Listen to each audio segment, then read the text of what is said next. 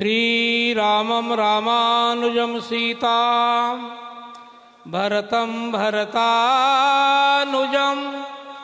सुग्रीवं वायुसूनुं च प्रणमामि पुनः पुनः। नमो गोभ्यः श्रीमतीभ्यः सौरभेयीभ्य एव च। नमो ब्रह्मसुताभ्यश्च पवित्राभ्यो नमो नमः। श्री सीतानाथ समारंभां श्रीरामानंदार्य मध्यमाम् अस्मदाचार्य पर्यन्तां वंदे श्री गुरु परंपरा। श्री राम जय राम जय जय राम। भगवान के परम अनुग्रह से, भगवान की करुणा कृपा से, श्री बागेश्वर हनुमान जी महाराज के प्रेरणा से संपूर्ण भारतवर्ष को हिंदू राष्ट्र बनाने के लिए हनुमान जी ने श्री धीरेन्द्र कृष्ण शास्त्री जी को प्रेरित किया है।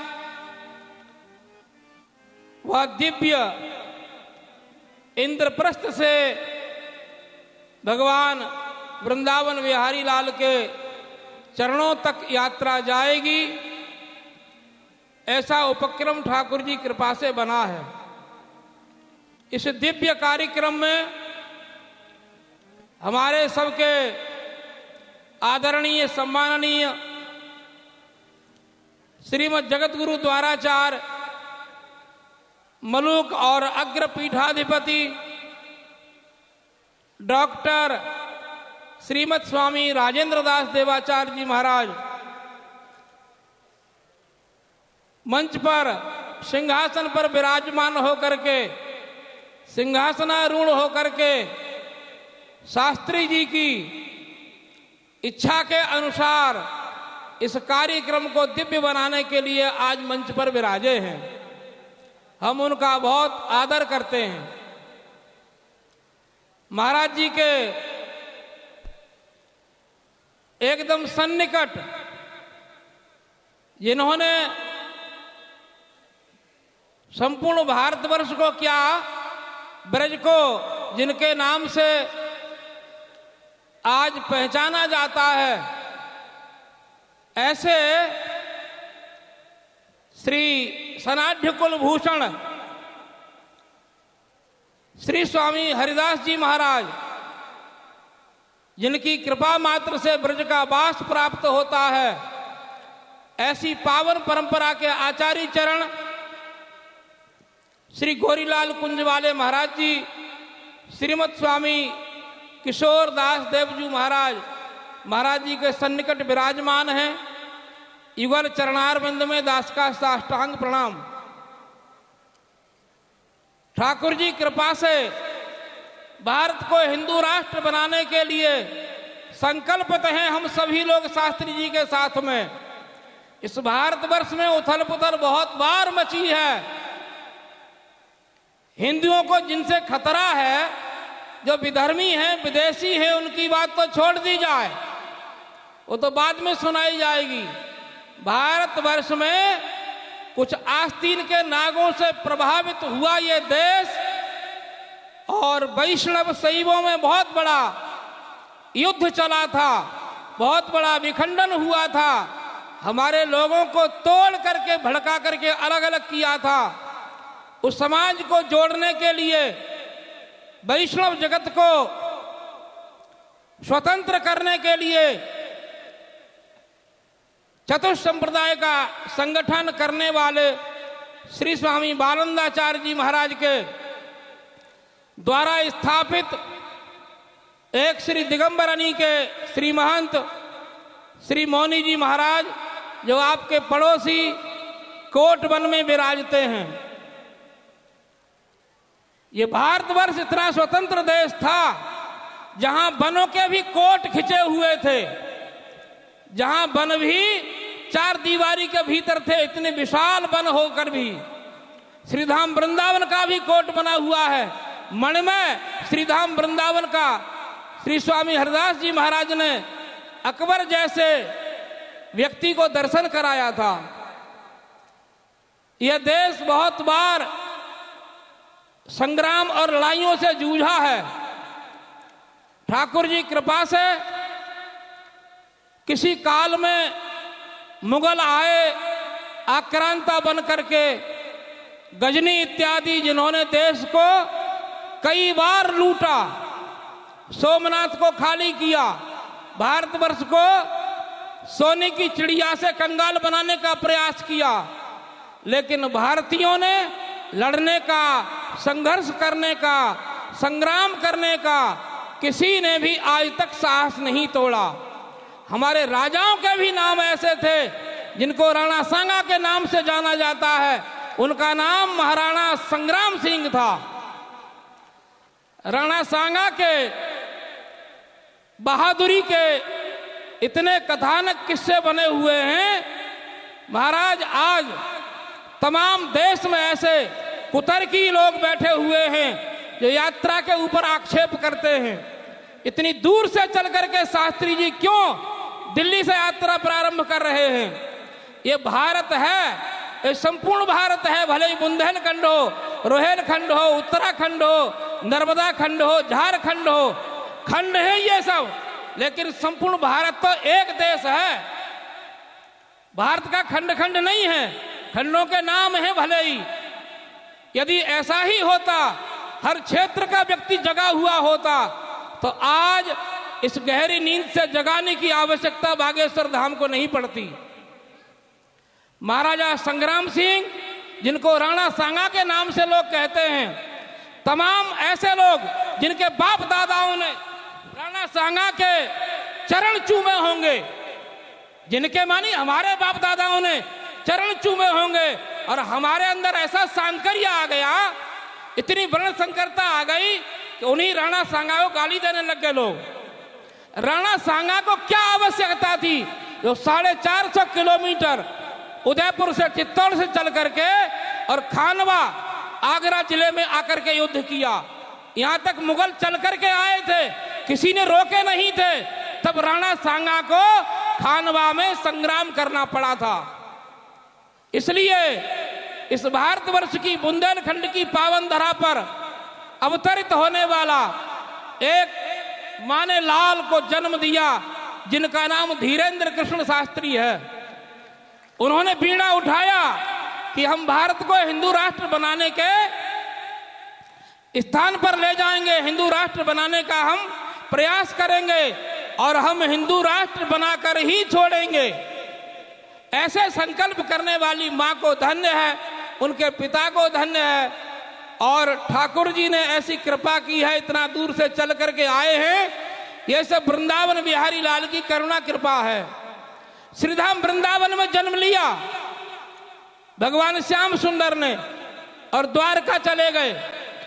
द्वारका से भगवान ने देखा तमाम असुरों का वध तो मथुरा में किया, भाई शुरू से ही मारना प्रारंभ किया। पूतना मारी, अघासुर मारो, बकासुर मारो, तृणावर्त मारो, कार्यवन का वध करवाया भगवान ने, और जरासंध के लिए मरवाने का उपाय किया, दादा भीम के द्वारा मरवा दिया। भगवान द्वारका चले गए। जब समाधान भारतवर्ष में दिखाई नहीं दिया तो द्वारका से ठाकुर जी पुनः इंद्रप्रस्थ आए।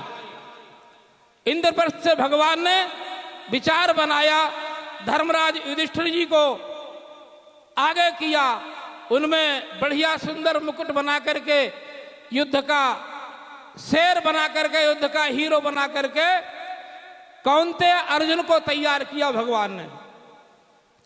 ये उसी भूमि से यात्रा प्रारंभ हुई है, इंद्रप्रस्थ से, जहां से महाभारत हुआ था। महाभारत भारत का समाधान था। महाभारत के बाद उपद्रवियों का चौपट हो गया, कोई बचा नहीं उपद्रवी महाभारत के बाद में। और बहुत लंबा नहीं था, ये तो 7 से 16 है, कितने दिन हुए? 6 और 4 10, 8 और बढ़ा देते तो 18 दिन में महाभारत हुआ था। उसको कोई वर्ष नहीं लगे। आज यूक्रेन और रूस को लड़ते लड़ते वर्षों बीत गई, समाधान नहीं हो रहा। लड़ाकू चाहिए समाधान करने के लिए। लगता है 18 दिन का काम शास्त्री 10 दिन में ही करेंगे। भगवान ने महाभारत के बाद समाधान किया और भगवान ऐसा लगता है इस यात्रा में आ रहे हैं। इंद्रप्रस्थ से यात्रा चली है और कहाँ आई है? हरियाणा। हरि आ जाना, भगवान आओ, भगवान पधारो। किसी को कुतर्क करके प्रश्नों का उत्तर लेना हो तो ये यात्रा श्रीधाम वृंदावन उत्तर प्रदेश में जा रही है, सबके उत्तर मिलेंगे। गोरक्षा करने का भी संकल्प है, भारत को हिंदू राष्ट्र बनाने का भी संकल्प है। ठाकुर जी ने इतने इतने सुंदर सुकुमार पैदा किए हैं भारत में, जो फूलों के परागकोशों पर चले तब भी उनको शीशिकार होता है, किशोरी जी की तरह। लेकिन ऐसे सुकुमार इस हरियाणा के वर्तमान मुख्यमंत्री महोदय आज पैदल यात्रा में चल रहे हैं, जिनको इतना प्रोटोकॉल चाहिए कि हवा में भी इनके यंत्र लगे रहते हैं, तो उनके मन में भी है कि भारतवर्ष जो है हिंदू राष्ट्र होना चाहिए। जिस समय मुगल आए उनसे स्वतंत्रता पाने के लिए हम आज तक लड़ रहे हैं। ठाकुर जी कृपा से राणा सांगा के बाद में उनके वंश में बड़े राजा हुए, महाराणा प्रताप हुए, जयमल हुए राठौड़ वंश में, ये सब लड़े, इन सब ने युद्ध किया, लेकिन युद्ध जो है विराम नहीं ले पाया। जब 1857 आया तो बुंदेलखंड की धरा से महारानी लक्ष्मीबाई ने अपनी तलवार पर धार लगाई और उन्होंने अंग्रेजों को नाको चना चबा दिए। भले ही भारत में उनके साथ कोई धोखा हुआ, सब धोखाओं को पार करते हुए इस भारत को स्वतंत्र बनाने का बीड़ा उठाया। महारानी लक्ष्मीबाई अकेली नहीं थी, उन्होंने युद्ध करते करते जब वीर गति को प्राप्त किया तो अंग्रेजों की इच्छा थी कि इस महारानी लक्ष्मीबाई को हम विदेश ले जाएंगे, मरी हुई को। लेकिन उस काल में भी जैसे स्वामी बालंदाचार्य जी महाराज ने इस देश को, राष्ट्र को, कुंभ को शांति प्रदान की, उसी बालंदाचार्य महाराज के खानदान से, उनके परिवार से मोनी जी महाराज विराजे हैं। श्री गंगादास जी महाराज ने हजारों साधुओं की आहुति दे करके महारानी लक्ष्मीबाई का संस्कार स्वयं गंगादास जी की बड़ी शाला में किया, लेकिन अंग्रेजों के हाथ उनका शरीर नहीं जाने दिया। जैसे महात्मा अनादिकाल से लड़े हैं देश के लिए, आज भी साधु संत महापुरुष भक्तजन गोरक्षा के लिए, राष्ट्र रक्षा के लिए, भारत को हिंदू राष्ट्र बनाने के लिए आज तत्पर हैं, लड़ रहे हैं और लड़ते ही रहेंगे। न्याय पालिका भी है दुनिया में, एक न्यायाधीशों का बहुत बड़ा समूह है दुनिया में। उसको अंग्रेजी में क्या कहते हैं? जो बहुत देशों का संगठन है। लेकिन वो न्याय कहां से हो रहा है? संगठन, वो संगठन कहां गया? वो संगठन यदि कार्यरत होता, ये तो केवल इतना ही है, चाट पकौड़ी खाओ और आराम से राम राम करते रहो। नहीं तो तमाम धर्मों के इतने देश बने हुए हैं, उन देशों की तरफ कोई नहीं देखता, बढ़ते जा रहे हैं और सनातन समाप्ति की ओर होता जा रहा है। कितने बेईमान पैदा हुए इस देश में, जिन्होंने बंटवारा करने के बाद भी बंटवारा नहीं होने दिया।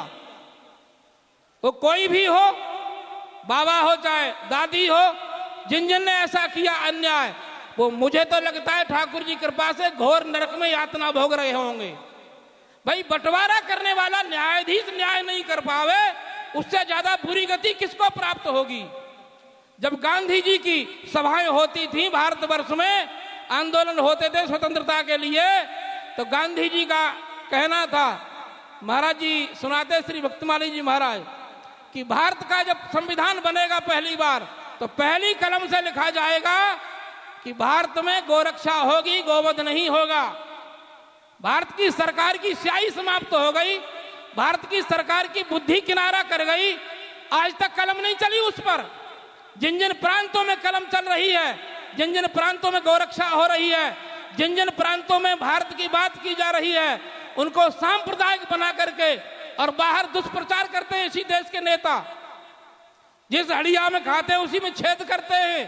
और ठाकुर जी करुणा कृपा देखो, कितना तप करके आए हैं, फिर भी इन उल्लुओं को वोट मिलता है।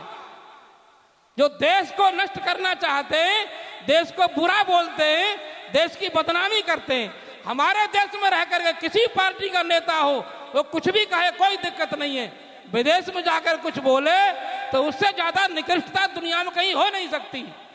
भगवान से हम प्रार्थना करते हैं, भारतवर्ष में गोरक्षा हो। सबसे पहले गोरक्षा नहीं होगी तो राष्ट्र रक्षा संभव नहीं है। आज गौ रक्षा के लिए बड़ी बड़ी गौशालाएं हैं भारतवर्ष में, जिसमें पथमेड़ा गोधाम है, जड़खोर गोधाम है, चंद्र सरोवर है। महात्मा प्रयास खूब कर रहे हैं, लेकिन महात्मा गैया कब तक पालेंगे? माताजी गौशाला बरसाना में है बाबा महाराज की, या महात्मा कब तक गाय पालेंगे? हंस मानसरोवर में होते थे, आज कहीं देखा है किसी ने हंस? हंस फोटो दिखाई देता है। ऐसा ही यदि गौरक्षा नहीं हुई तो देसी गायों के फोटो देखे जाएंगे, दर्शन नहीं होगा। भगवान से प्रार्थना करते हैं गोरक्षा हो और भारत हिंदू राष्ट्र बने।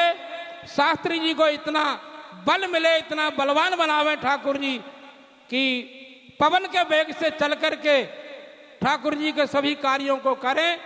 सभी संत महापुरुषों के चरणों में साष्टांग दंडवत प्रणाम और सबको यथायोग जय श्री सीताराम। श्री वृंदावन